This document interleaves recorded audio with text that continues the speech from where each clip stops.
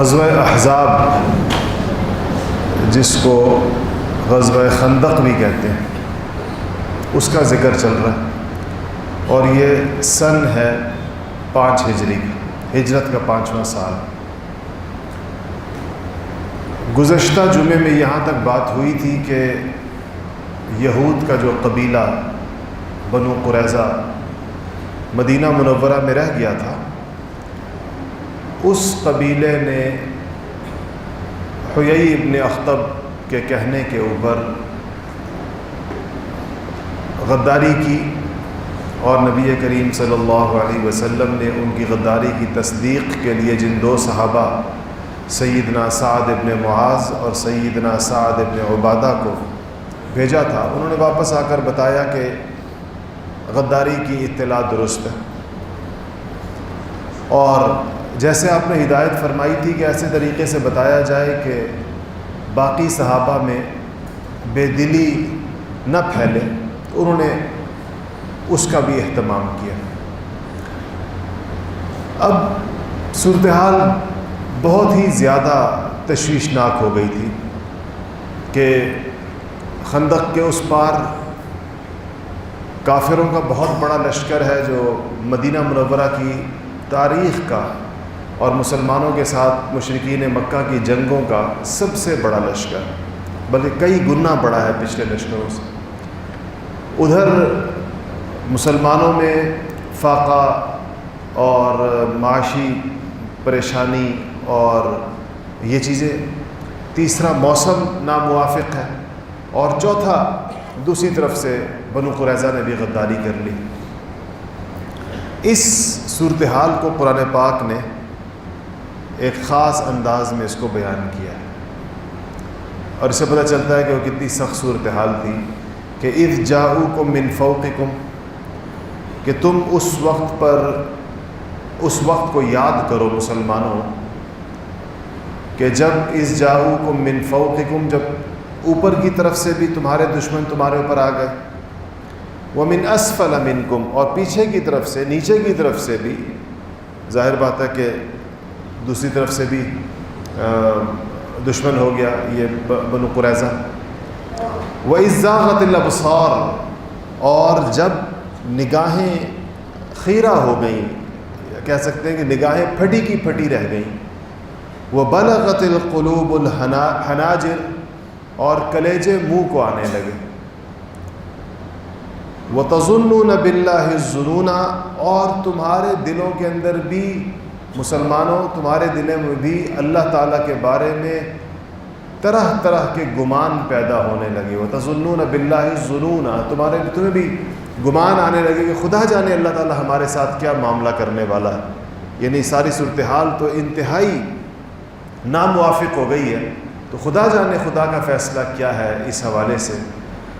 وَهُنَالِكَ اُبْتُلِيَ الْمُؤْمِنُونَ، اللہ تعالیٰ نے اس جگہ اہل ایمان آزمائے گئے۔ هُنَالِكَ ابْتُلِيَ الْمُؤْمِنُونَ، اہل ایمان آزمائے گئے۔ وَزُلْزِلُوا زِلْزَالًا شَدِيدًا، اور خوب زور زور سے جھنجھوڑ کر ہلائے گئے۔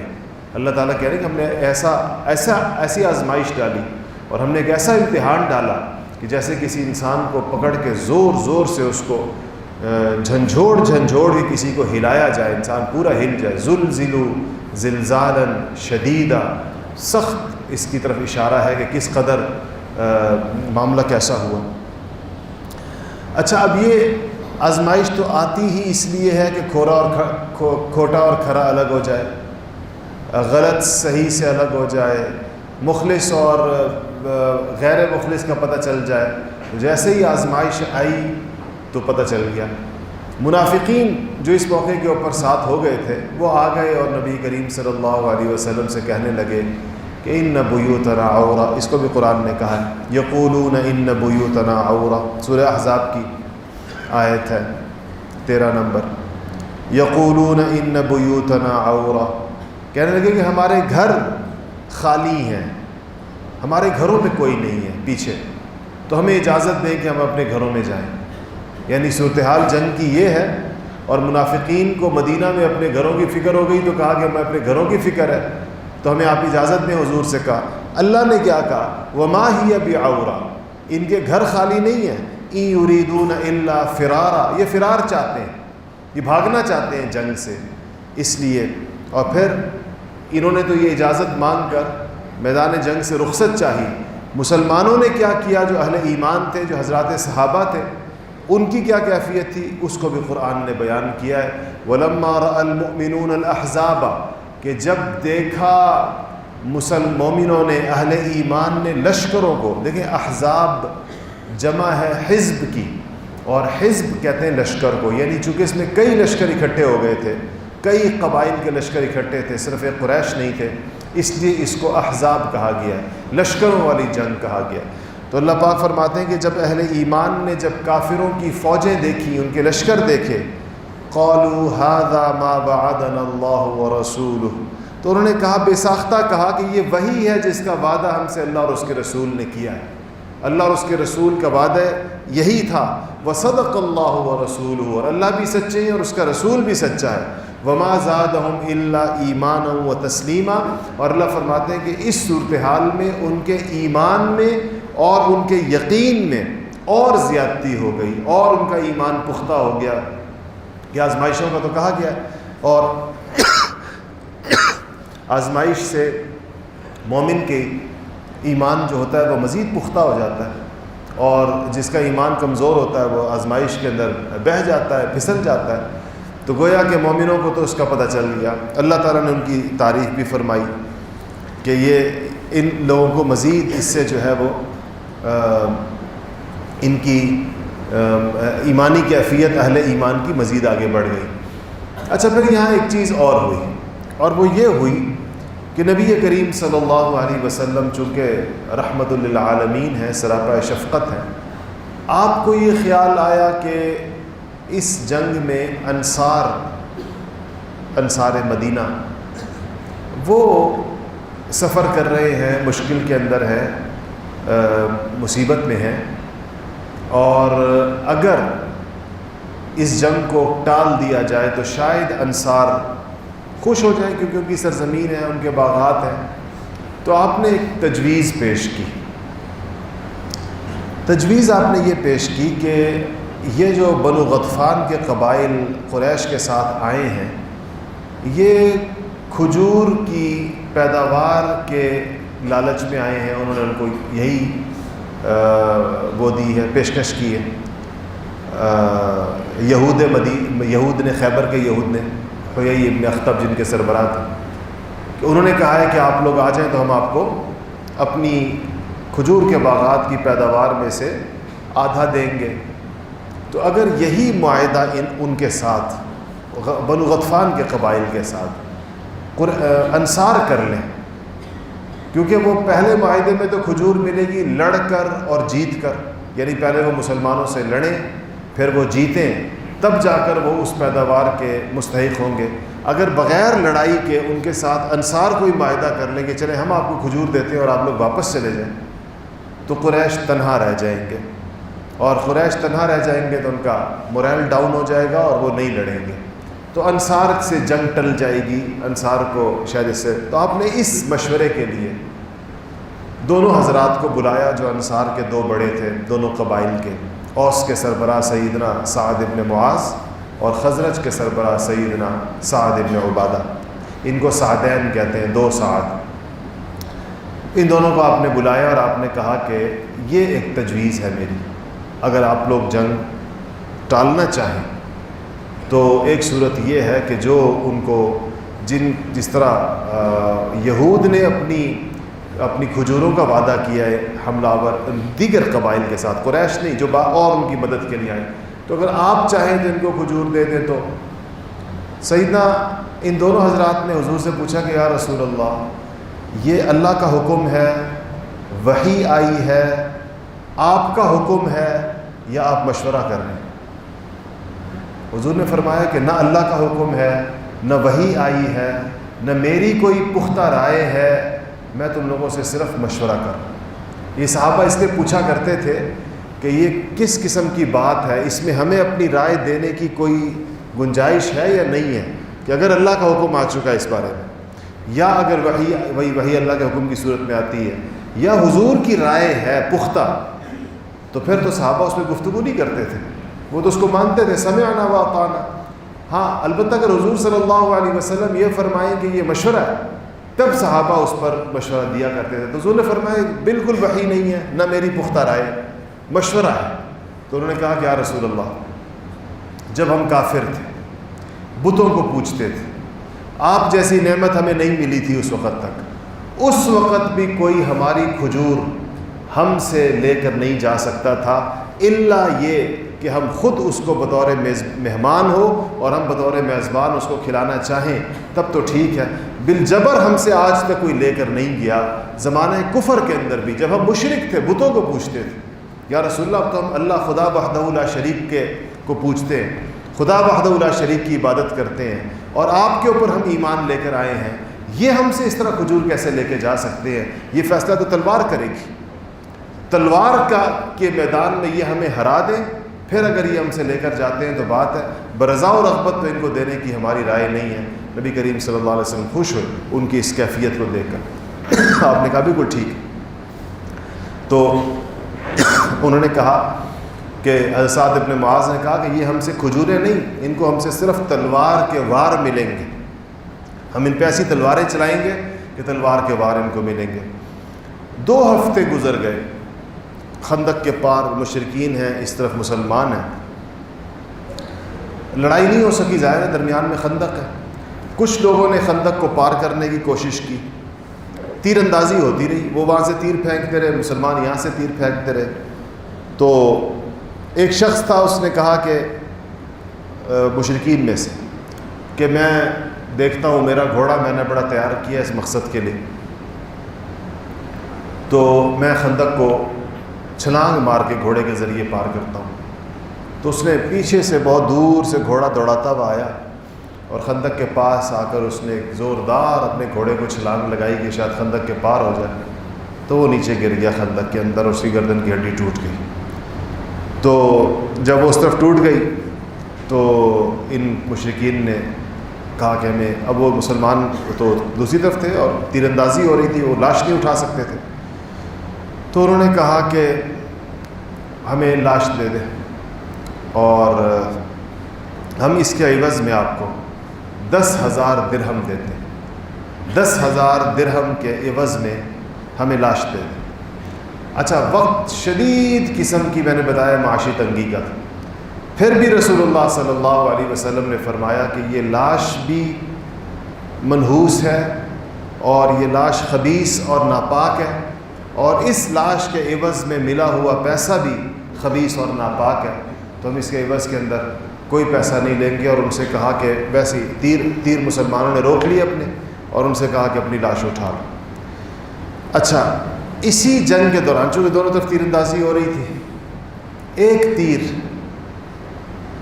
سیدنا سعد ابن معاذ رضی اللہ تعالیٰ عنہ کی گردن پر آ کر لگا،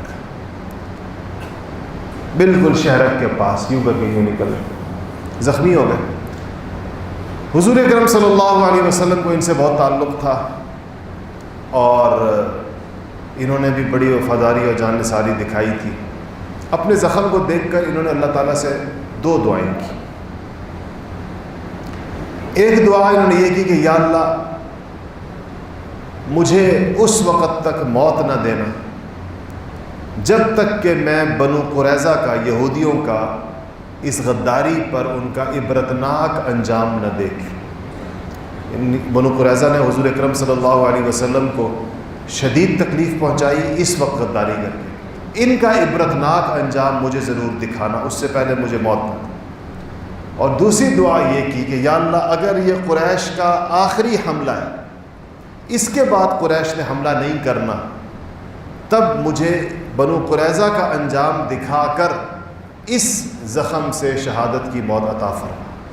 مطلب یہ کہ اگر قریش نے اور حملہ نہیں کرنا تو مطلب حضور اکرم صلی اللہ علیہ وسلم کے دفاع کا جو ہمارا فریضہ تھا وہ پورا ہو گیا۔ ہم نے جو بیعت کی تھی عقبہ کے اندر حضور سے دفاع کی، وہ پورا ہو گیا، کیونکہ اب اگر مسلمان کریں گے بھی تو اقدام کریں گے، دفاع وہ ہوتا ہے جو دوسرا حملہ کرتا ہے۔ تو پھر مجھے وہ اسی زخم سے شہادت کی موت عطا فرما۔ یہ دو دعائیں ان کی یاد رکھیں، آگے اس کا ذکر ابھی آئے گا۔ اچھا، پھر اس کے بعد یہ ہوا کہ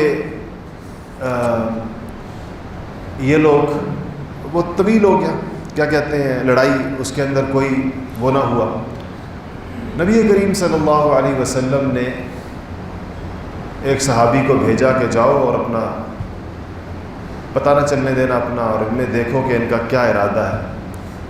وہ کہتے ہیں میں وہاں پہنچا اور تو ابو سفیان نے سب کو اکٹھا کیا اور ان سے کہا کہ اتنا وقت طویل ہو گیا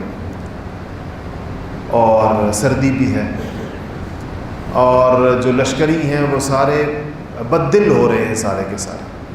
اس نے ایسا ماحول بنانا چاہا کہ اب واپسی کی کوئی صورت اختیار کی جائے۔ اسی اثناء میں اللہ تعالیٰ کی طرف سے ایک زوردار قسم کی ہوا بھیجی گئی، اور وہ ہوا ایسی تھی کہ ان کے سارے خیمے اڑا کے لے گئی، ان کی ہانڈیاں، ان کے برتن، ان کے جانور تتر بتر، گھوڑے اونٹ اپنے کھونٹوں سے کھل گئے، کوئی ادھر بھاگ رہا ہے کوئی ادھر بھاگ رہا ہے، ایک افراتفری مچ گئی۔ اس افراتفری کے اندر ابو سفیان نے بس فیصلہ کیا رضی اللہ تعالیٰ عنہ، اس وقت تک تو مسلمان نہیں ہوئے تھے، بعد میں ہوئے، تو انہوں نے کہا کہ بس اب واپس تو اللہ جل شانہ نے بغیر کسی لڑائی کے اتنے بڑے لشکر کو ایک ہوا کی وجہ سے ان کو واپس کر دی۔ وہ لوگ واپس ہو گئے، اور اس کے بعد مسلمان جو ہیں وہ اس لمبے محاصرے کے بعد واپس مدینہ منورہ پہنچے۔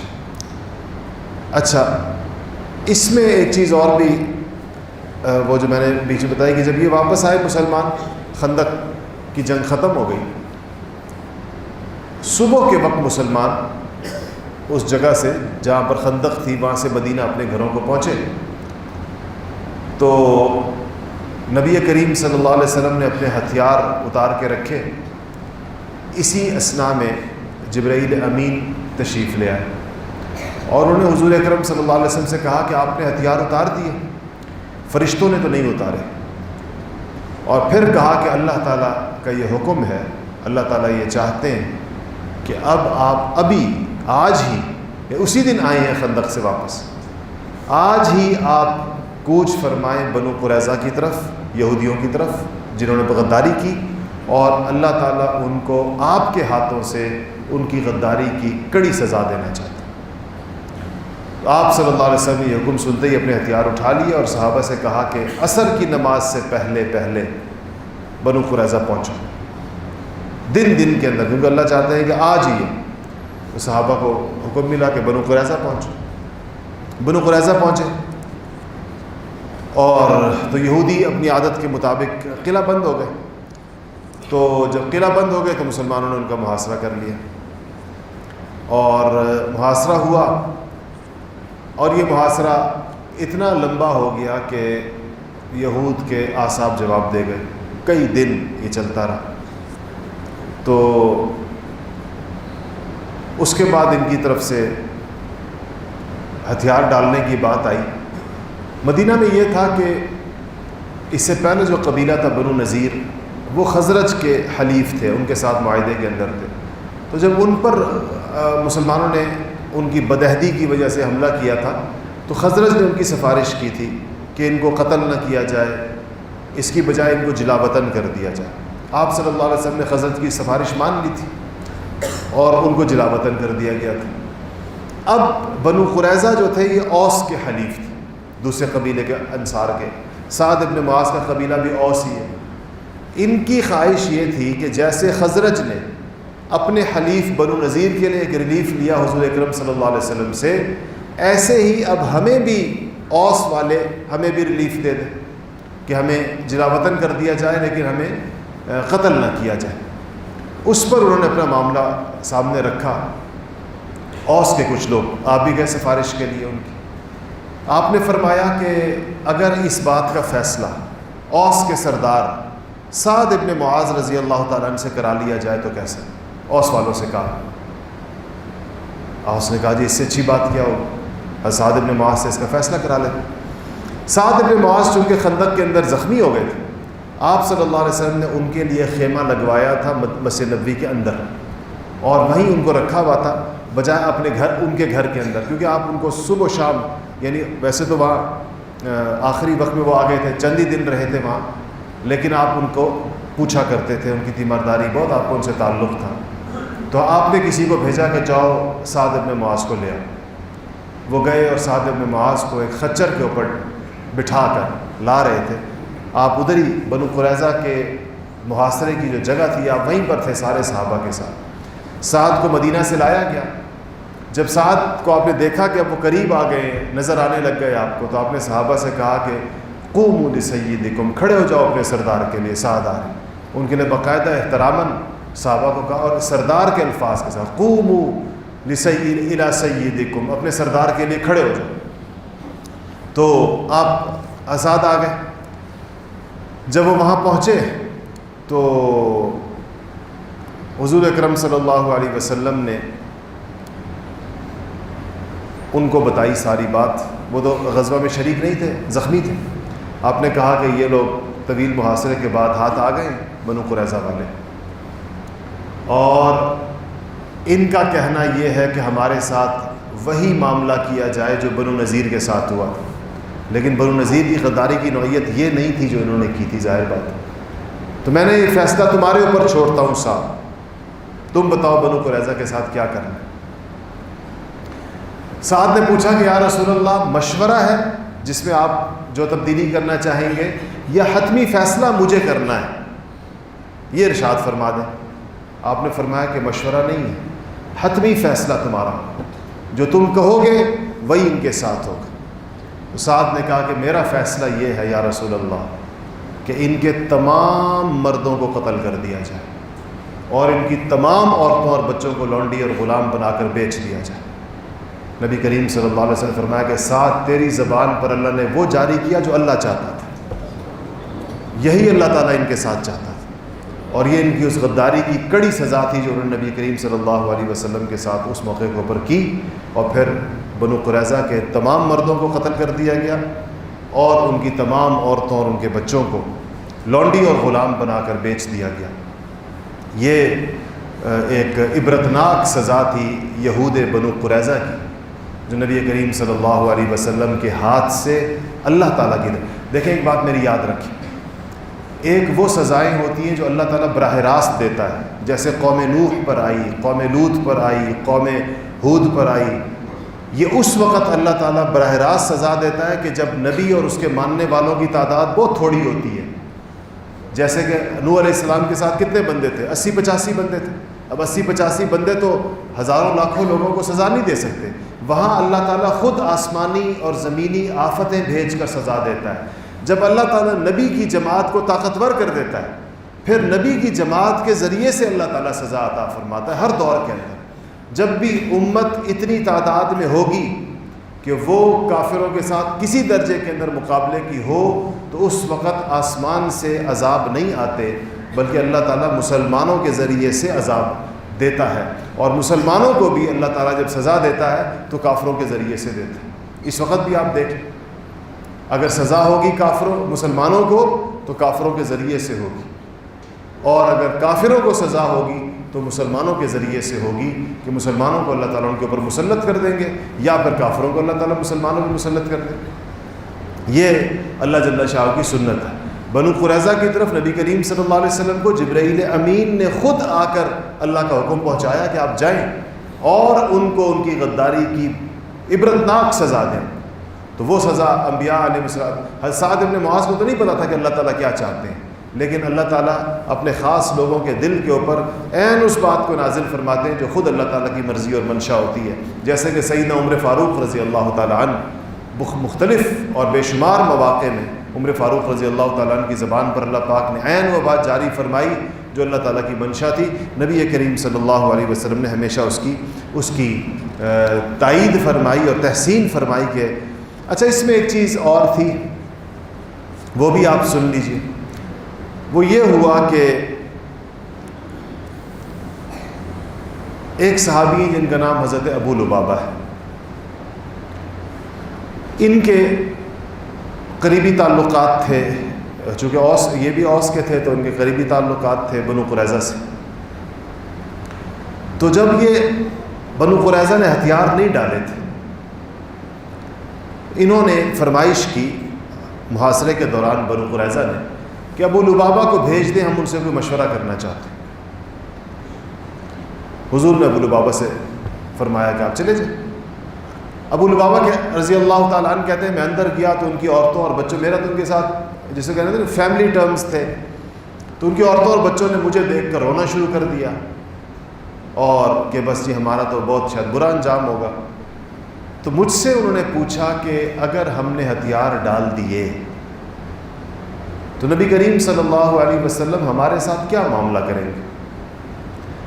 تو حضرت ابو لبابہ کہتے ہیں کہ میں بے اختیار، مجھے حضور صلی اللہ علیہ وسلم کی بات نہیں بتانی چاہیے تھی، لیکن شاید ان کو اندازہ تھا ابو لبابہ کو، حالانکہ وہ فیصلہ تو سعد ابن معاذ نے کرنا تھا، لیکن ابو لبابہ کہتے ہیں میں نے اشارہ یوں ہاتھ سے کیا، میں نے کہا تمہیں ذبح کریں گے۔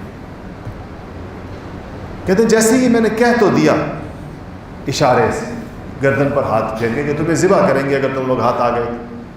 پھر مجھے خیال آیا کہ میں نے شاید اللہ کے رسول کے ساتھ خیانت کر دی، کہ میں نے حضور کا منصوبہ یا حضور کا پلان جو ہے وہ ان کے ساتھ شیئر کر دیا، میں نے ان کو بتا دیا۔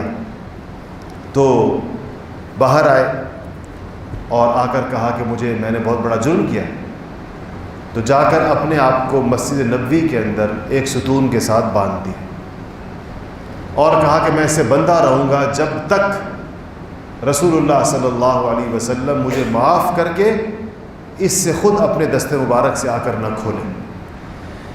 نبی کریم صلی اللہ علیہ وسلم نے کہا، جب یہ بات پتہ چلی تو آپ نے کہا کہ اگر وہ مسجد نبوی جانے کی بجائے سیدھا میرے پاس آ جاتا ابو لبابہ تو میں اس کے لیے استغفار کرتا اور معاملہ ختم ہو جاتا۔ اب چونکہ اس نے جا کر معاملہ مسجد نبوی کے ستون سے اپنے آپ کو باندھ دیا، اب جب تک آسمانوں سے ابو لبابہ کی معافی نازل نہیں ہوتی میں نہیں کھولوں گا۔ تو پھر بنو قریظہ کا سارا معاملہ ہوا اور اس کے بعد جا کر حضرت ابو لبابہ کی معافی آئی اور ان کو، تو یہ وہی ستون ہے آج بھی جو آپ نے دیکھا ہوگا ریاض الجنہ کے اندر ایک ستون ہے جس کے اوپر لکھا ہوا ہے استوانہ ابی لبابہ، یہ وہی ستون ہے جس سے حضرت ابو لبابہ نے اپنے آپ کو باندھا تھا۔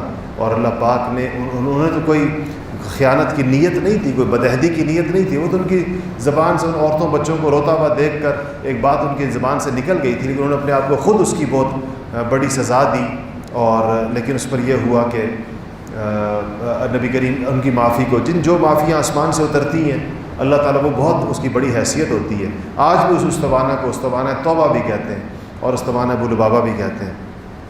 اس کے بعد جب بنو قریظہ کو سزا دے دی گئی اور ان کے سارے مرد قتل کر دیے گئے تو حضرت ابو لبابہ کو نے پھر سے اپنی اس دعا کا اعادہ کیا کہ یا اللہ، بنو قریظہ کی عبرتناک سزا تو انہوں نے دیکھ لی۔ پہلی دعا میں نے آپ سے کہا تھا نا، ابھی تھوڑی دیر پہلے انہوں نے 2 دعائیں کی تھی کہ اللہ مجھے موت نہ دینا جب تک بنو قریظہ کی عبرتناک سزا میں دیکھ نہ لوں۔ نہ صرف انہوں نے دیکھی بلکہ اس سزا کی اناؤنسمنٹ بھی انہی کے زبان مبارک سے ہوئی، انہوں نے حضور صلی اللہ علیہ وسلم نے فیصلہ ان کو عطا کیا۔ دوسرا انہوں نے یہ کہا تھا کہ اگر قریش نے مزید کوئی حملہ نہیں کرنا تو یا اللہ مجھے اس زخم سے جو خندق میں آیا ہے مجھے اس سے شہادت کی موت نصیب فرما۔ جب قریش واپس چلے گئے مکہ کی طرف تو آپ صلی اللہ علیہ وسلم نے فرمایا کہ یہ قریش کا آخری حملہ تھا، اس کے بعد قریش حملہ نہیں کریں گے، اب ہم حملہ کریں گے، اب ہمارا۔ اس سے ان لوگوں کی، اور یہ بخاری کی روایت ہے، کیا الفاظ ہیں بخاری شریف کے کہ نبی کریم صلی اللہ علیہ وسلم نے فرمایا کہ الآن نغزوہم ولا یغزوننا نحن نسیر الیہم، اب یہ ہم ان کے اوپر حملہ کریں گے، یہ اب ہم پر حملہ نہیں کریں گے، اب ہم ان کی طرف جائیں گے۔ اس سے ان لوگوں کی، بخاری شریف کی جو روایت ہے غزوہ خندق کے باب میں، اس سے ان لوگوں کے نظریات کی تردید ہوتی ہے جو یہ کہتے ہیں کہ اسلام کے اندر صرف دفاعی جہاد ہے، اقدامی جہاد نہیں، یعنی صرف اسلام میں اپنا دفاع تو کر سکتے ہیں، حملہ نہیں کر سکتے۔ بعض متجددین جن کے دل و دماغ کے اوپر جدت پسندی کا شوق ہوتا ہے ان کا یہ کہنا ہے، تو یہ تو بالکل واضح حضور کی روایت ہے کہ اب اگلا حملہ ہم کریں گے، اور فتح مکہ سے ہی مراد ہے، اس کے بعد فتح مکہ ہی ہوا تھا۔ تو آگے چل کر اس کے بعد یہ ہوا کہ جب حضرت ابو لبابہ نے یہ دعا کی تو ان کی وہ جو زخم تھا جو 7-8-10 دنوں کے اندر بند ہو گیا تھا، اس کا خون بہنا، وہ اچانک زخم کھل گیا ان کا، اور ان کا خون بہا اور حضرت سعد ابن معاذ کی شہادت ہو گئی۔ اس کے ان کی جب شہادت ہو گئی تو نبی کریم صلی اللہ علیہ وسلم نے ایک ایسا ارشاد فرمایا، 2 باتیں ارشاد فرمائی۔ آپ نے کہا کہ سعد کی موت سے اللہ تعالیٰ کا عرش ہل گیا، اور دوسرا ارشاد فرمایا کہ آسمان کے تمام دروازے آج سعد کی روح کی استقبال میں کھول دیے گئے ہیں، اور اللہ تعالیٰ کے فرشتے آج آسمانوں پر سعد کی روح کے استقبال کے اندر خوشیاں منا رہے ہیں۔ اور پھر نبی کریم صلی اللہ علیہ وسلم نے خود قبر کے اندر اتر کر حضرت سعد بن معاذ کو قبر کے اندر رکھا، اور کہا کہ ایک چیز اور، کسی شاعر ایک انصاری صحابی نے اس موقع پر کہا کہ ہم نے سعد کی موت کے علاوہ کبھی کسی کی موت پر اللہ تعالیٰ کے عرش کے ہلنے کا نہیں سنا رسول اللہ صلی اللہ علیہ وسلم سے، اور کہا کہ ان کی قبر سے مشک کی خوشبو آتی تھی۔ اللہ جل شانہ ان کے درجات بلند فرمائے۔ اس سے آگے انشاءاللہ